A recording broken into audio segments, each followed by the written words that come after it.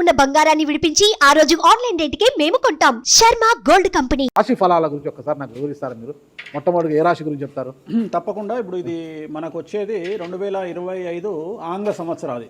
Okay. అంటే కొంతమంది విమర్శించారు 24 కదా, 24 25 అదే 25 ఆంగ్ల సంవత్సరాది. అంటే మనం ఇంగ్లీష్ క్యాలెండర్ అంటే 25లో వచ్చేది 25 ఆంగ్ల 25 కదా, జనవరి 1 25. ఓకే. జనరల్ గా మనము అంటే మరి మీరు ఉగాది నుండి ఎందుకు చెప్పట్లేదు అంటే చాలా మంది ఉగాది వరకు కూడా ఆగట్లేదు, జనవరి 1 కూడా ఆగట్లేదు, డిసెంబర్ నుండి నవంబర్ నుండి అడుగుతా ఉన్నారు అందరూ. ఓకే.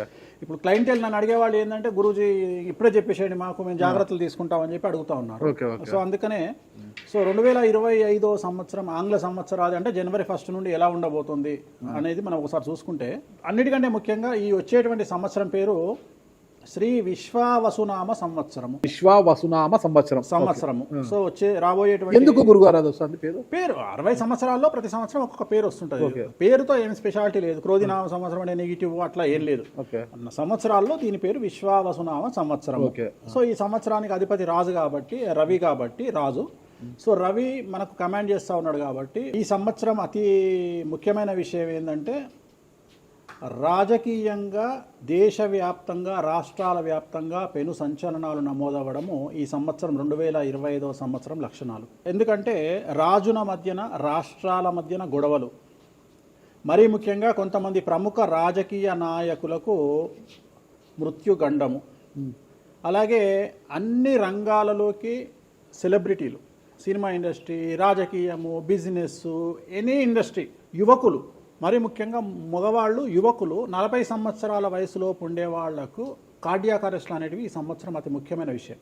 ఎందుకంటే ఆల్రెడీ మనం చూస్తున్నాం ఇప్పటికే, కానీ వాటి తీవ్రత పెరిగే అవకాశం ఉంది. కారణం ఏంటంటే రవి కమాండ్ చేస్తూ ఉన్నాడు కాబట్టి. రవి అంటే చర్మము, హార్ట్, కళ్ళు, ఎముకలు. సో కరోనా లాంటి అంత పెద్దది కాకపోయినా ఒక సమస్య, ఒక వైరస్ మళ్ళీ ప్రపంచాన్ని బాధించే అవకాశం ఉంది.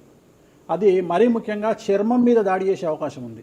అంటే చర్మానికి సంబంధించినటువంటి ఒక సమస్యల బారిన పడి ఈ సంవత్సరము జనాలు వైరస్ బారిన పడే అవకాశం ఉంది మరీ ముఖ్యంగా. అలాగే ఇప్పుడు 40-50 ఇంచుమించు 40 సంవత్సరాల లోపు యువకులకు కార్డియాక్ అరెస్ట్లు అనేటువంటివి జరిగే అవకాశాలు కనిపిస్తూ ఉన్నాయి.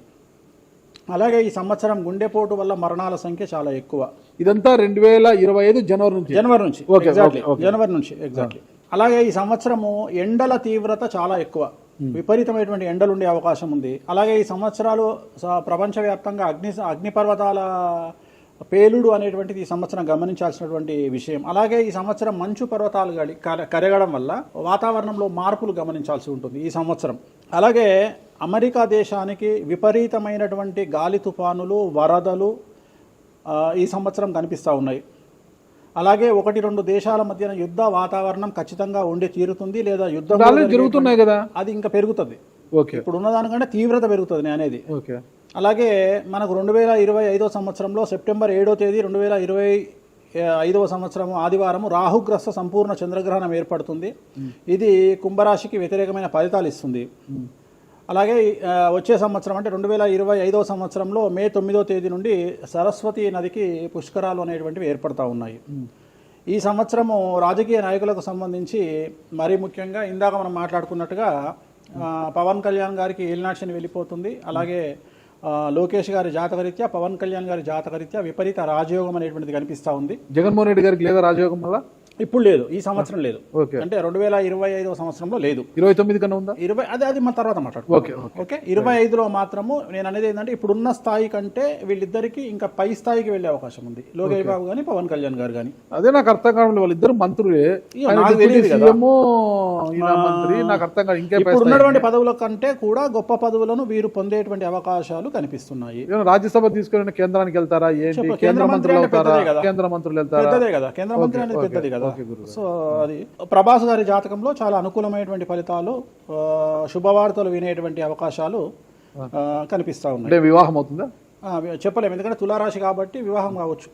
సో ఫ్యాన్స్ కి ఇది పండగనే, పెద్ద పండగనే. ఓకే. సో ఇది ఓవరాల్ గా ఇంకా బేసిక్ డీటెయిల్స్, అంటే ఓవరాల్ 2025లో ఎలా ఉంటుంది.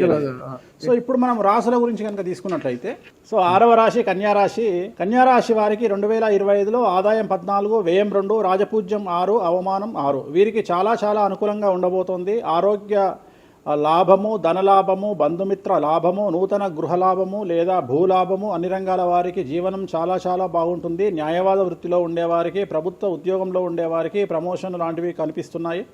విద్యార్థులకు విదేశీ యానము, విదేశాల్లో చదువుకునే విద్యార్థులకు ఉద్యోగ అవకాశాలు గోచరిస్తూ ఉన్నాయి. మరీ ముఖ్యంగా వ్యాపారస్తులకు విశేషించి లాభదాయకంగా ఉండబోతోంది. అలాగే పెళ్లి కానటువంటి అమ్మాయిలకు ఈ సంవత్సరం ఖచ్చితంగా వివాహ యోగ సూచనలు గోచరిస్తూ ఉన్నాయి.